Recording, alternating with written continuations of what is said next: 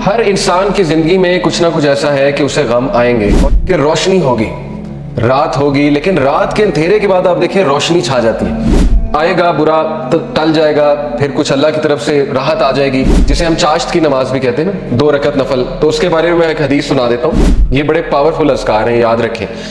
सुभान अल्लाह, अल्हम्दुलिल्लाह, ला इलाहा इल्लल्लाह, अल्लाहु अकबर। इसको हमारे मुआशरे में ज़ाहिर है अल्लाह के नबी ने कहा जो भी 2 रकत चाश की नमाज पढ़ लेता है वो इन सारी चैरिटीज को ओवरकम कर लेता है। कि हर अंधेरी रात के बाद रोशनी आनी है। कभी भी सिचुएशन सेम नहीं रहती कि अल्लाह तुझे नहीं छोड़ सकता, ना अल्लाह तुझसे हेटेड करता है। बस ये अल्लाह के कुछ तरीके होते हैं इंसान को टेस्ट करने के लिए। इस दुनिया में जो टेस्ट एंड ट्रायल्स हैं वो कहीं आप लोगों को इस गम में ना डाल दें कि मेरी जिंदगी में इतने प्रॉब्लम्स क्यों हैं। अगर जिंदगी में कोई कमी रह जाती है, कुछ मिल जाता है, कुछ नहीं मिल जाता है, I have nothing to do this world with this world. मेरा इस दुनिया से क्या लेना देना।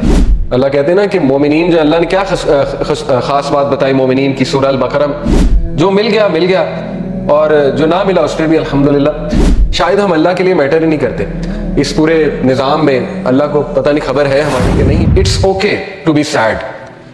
हर इंसान की जिंदगी में कुछ ना कुछ ऐसा है कि उसे गम आएंगे, और ये अल्लाह ने लाइफ की नेचर भी यही बताई कि अल्लज़ी खलक़ल मौत वल हयात लियब्लुवकुम अय्युकुम अहसनु अमला, कि मैं देखूंगा तुम में से बेहतरीन अमल वाला कौन है। तो अल्लाह के नबी सल्लल्लाहु अलैहि वसल्लम वो इतने गम की हालत में थे कि अल्लाह ताला ने बाकायदा गारंटी दी कि नहीं, आपको फॉरसेक नहीं किया अल्लाह ताला ने। क्योंकि जाहिर है वही भी रुक गई थी कुछ अरसे तक, तो हज़रत जिब्राइल को मिस किया करते थे अल्लाह के नबी, फिर वो रूहानियत को मिस किया करते थे। तो जाहिर है अल्लाह से अब कोई राब्ता डायरेक्ट नहीं है। पहले हज़रत जिब्राइल आया करते थे, तो सोचें कि कितना वो टफ टाइम होगा हमारे नबी पे। तो सबसे पहला लेसन ये कि इवन प्रॉफिट सल्लल्लाहु अलैहि वसल्लम वाज सैड। ठीक है, it's okay to be sad. दूसरी बात ये जो इन चंद आयात से साबित हो रही है कि there is light, we are reminded कि रोशनी होगी, रात होगी, लेकिन रात के अंधेरे के बाद आप देखिए रोशनी छा जाती है। तो अल्लाह ने इसीलिए स्टार्ट ही इसी से किया, वद्दुहा, कि मैं कसम खाता हूं आफताब की रोशनी। यानी there is always hope, there will always be a new day, और time will come and go. वक्त आएगा बुरा तो टल जाएगा, फिर कुछ अल्लाह की तरफ से राहत आ जाएगी। तो this is how things happen. Life की नेचर अल्लाह ताला बता रहा है कि यस, अंधेरा भी छा जाता है, वो पूरा का पूरा छा जाता है, लेकिन कभी भी अंधेरा पूरा का पूरा नहीं रहता है। सुबह होती ही होती है। तो इसीलिए अल्लाह ने स्टार्ट ही वद्दुहा से किया, वल्लैलि इज़ा सजा, और जब रात का अंधेरा छा जाए, मा वद्दअका रब्बुका वमा कला। यहां से ये भी साबित होता है कि दुहा प्रेयर जो होती है, जिसे हम चाश्त की नमाज भी कहते हैं ना, 2 रकत नफल, तो उसके बारे में मैं एक हदीस सुना देता हूँ। अल्लाह के नबी सल्लल्लाहु अलैहि वसल्लम ने फरमाया, as each morning comes every one of you must give charity for every limb of their body। जब भी सुबह का वक्त हो तो तुम्हारे हर जो आज़ा है उसको सदका करना चाहिए। Saying Subhanallah is an act of charity, saying Alhamdulillah is an act of charity, saying La ilaha illallah is an act of charity, and saying Allahu Akbar is an act of charity। ये बड़े powerful अज़कार हैं, याद रखें। सुभानअल्लाह, अल्हम्दुलिल्लाह, ला इलाहा इल्लल्लाह, अल्लाहु अकबर। इसको हमारे मुआशरे में ज़ाहिर है चौथा कलमा भी कहते हैं। बहरहाल, तो ये एक हदीस में भी आता है कि ये जो अज़कार है ना, ये दज्जाल जब आएगा तो उसके दौर में मोमिन की खुराक होगी। जब फेमिन का दौर होगा तो ये मोमिन की खुराक है, ये जिक्र। तो बहरहाल ये अल्लाह के नबी ने कहा, ये सारे अल्फाज चैरिटी हैं। Commanding people to do good is an act of charity and forbidding evil is an act of charity. To pray 2 units at the time of दुआ suffices all of this charity.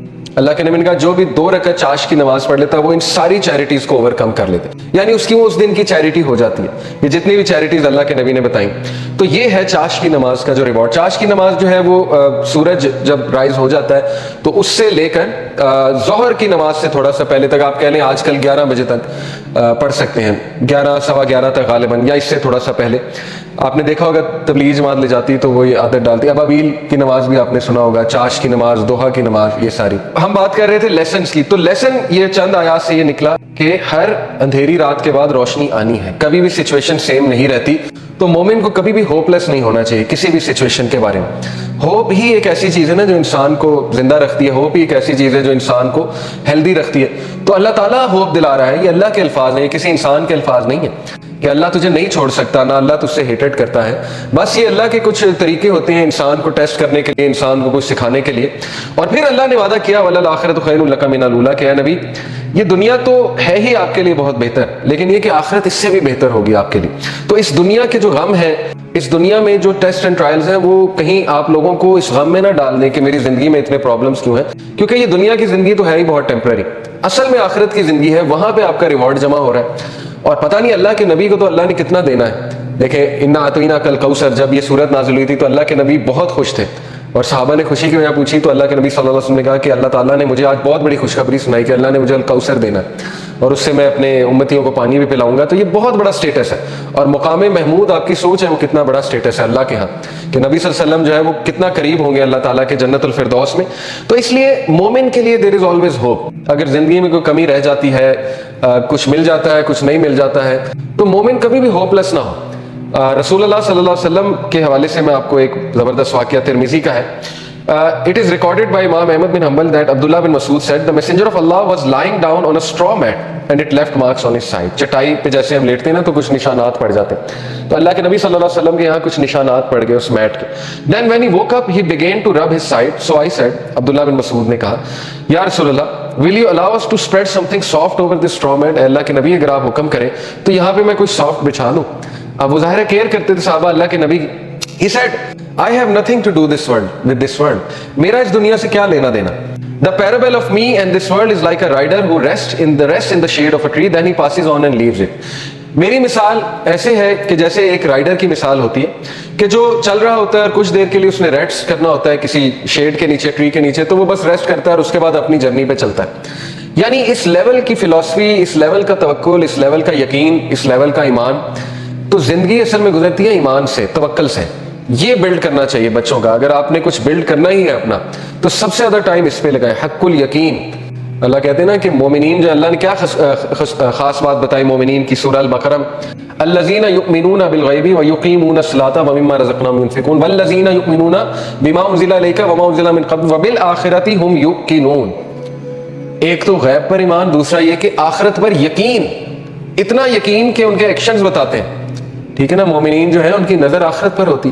اللہ کے نبی صلی اللہ علیہ وسلم کی نظر جو ہے وہ آخرت پر تھی. تو انہوں نے کہا کہ میرا کیا لینا دینا اس دنیا سے, جو مل گیا مل گیا اور جو نہ ملا اس پہ بھی الحمدللہ. تو یہ بہت بڑا لیسن ہے, یاد رکھیں کہ مومن کا جو دن گزرنا چاہیے نا, وہ جو مائنڈ سیٹ ہونا چاہیے ہمارا, وہ آخرہ اورینٹڈ ہونا چاہیے. اس پہ بہت میں بار بار فوکس کرتا ہوں. اس لیے اگر آپ نے کچھ پڑھنا ہی ہے نا تو کچھ ایسا پڑھیں جس سے آپ کا یقین بلڈ ہو. ٹھیک ہے نا. یقین کیسے بلڈ ہوتا ہے؟ صحابہ کی سٹوریز پڑھ کے. یقین بلڈ ہوتا ہے اللہ کے ناموں کے, اللہ کے ایٹریبیوٹس پڑھ کے. یقین بلڈ ہوتا ہے قرآنک سٹوریز پڑھ کے, انبیاء کی سٹوریز پڑھ کے, کہ ان کو کتنا یقین تھا اللہ, کتنی مثالیں دیکھیں اللہ نے دی. کئی لوگ یہ سوچتے ہیں کہ شاید ہم میٹر ہی نہیں کرتے. یقین کریں, مجھے کئی لوگوں کے الفاظ یاد ہیں کہ وہ جب بھی ہم ان سے بات کر رہے ہوتے ہیں, کوئی غمگین انسان آتا ہے تو وہ ایسے الفاظ کہتے ہیں کہ شاید ہم اللہ کے لیے میٹر ہی نہیں کرتے. اس پورے نظام میں اللہ کو پتہ نہیں خبر ہے ہماری کہ نہیں ہے. یہ اصل میں دیزم کا عقیدہ نا, کرسچنس میں ایک برانچ ہے دیزم, ان کا عقیدہ ہے کہ اللہ نے کائنات بنائی اور چھوڑ دی. تو یہ تو کفر ہے نا. اللہ تعالیٰ کا تو ایٹریبیوٹ ہے اللطیف. ابھی میں آپ کو اللطیف انشاءاللہ بتاتا ہوں کہ اللطیف ہوتا کون ہے. بہرحال اللہ تعالیٰ تو اپنے لوگوں کے بارے میں اتنا باخبر ہے اور اتنا پریسیجن کے ساتھ اللہ نے ایک ایک چیز کی ہے کہ آپ سوچ نہیں سکتے. ابھی میں انشاءاللہ آپ کو اللطیف ریوزٹ کراتا ہوں ہوتا ہے. تو یہ بھی شیطان کا وسوسہ ہے کہ ہم اللہ کے لیے میٹر نہیں کرتے. اللہ تعالیٰ بتا رہا ہے کہ وَلَلْآخِرَةُ خَيْرٌ لَكَ مِنَ الْأُولَىٰ, اور یہ کہ الم یجدک یتیما فآویٰ ووجدک ضالا فہدیٰ, کہ اے نبی تم یتیم تھے, کیا اللہ نے تمہاری ٹیک کیئر نہیں کی؟ جیسے اللہ نے پاسٹ میں تمہاری ٹیک کیئر کی ہے تو فیوچر میں تمہیں چھوڑ دے گا کیسے؟ تم نے امیجن بھی کیسے کر لیا اللہ تعالیٰ سے ہی. تو اس لیے شیطان جو ہے, یاد رکھیں, ہمیشہ آپ کو اللہ کے بارے میں بدگمان کرتا ہے. جو کچھ سنا گیا اللہ پاک اس پر عمل کرنے والا اور آگے لوگوں تک پہنچانے والا بنائے. مزید اصلاحی بیانات کے لیے ہمارا یوٹیوب چینل MA ریمائنڈر کو سبسکرائب کریں. جزاک اللہ خیر.